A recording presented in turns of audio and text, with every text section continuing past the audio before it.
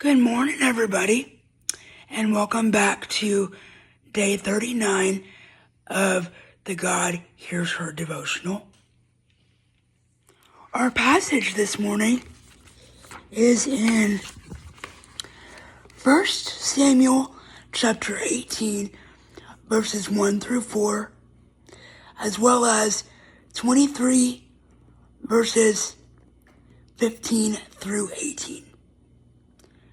Now, those are both in 1 Samuel, so if y'all are ready, let's get started. And the word says, after David had finished talking with Saul, Jonathan became one in the spirit with David, and he loved him as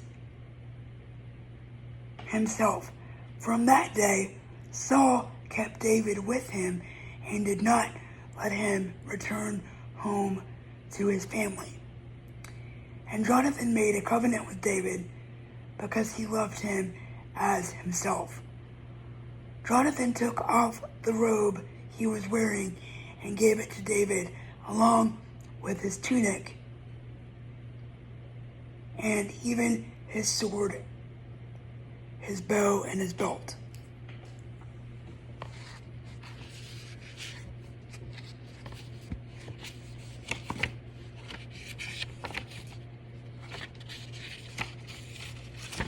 Hold on a second.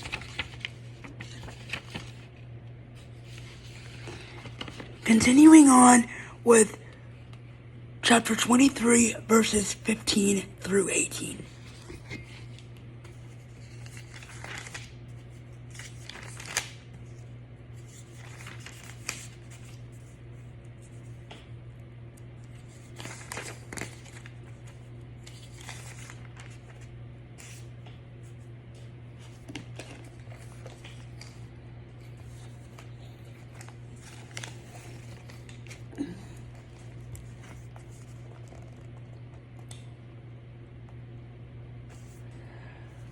While David was at Horesh in the desert of Ziph, he learned that Saul had come out to take his life. And Saul's son, Jonathan, went to David at Horesh and helped him find strength in God. "Don't be afraid," he said. "My father Saul will not lay a hand on you. You will be king over Israel, and I will second this. I will be second to you, Even my father Saul knows this." The two of them made a covenant before the Lord. Then Jonathan went home, but David remained at Horesh. One second while I compile scripture summaries, please.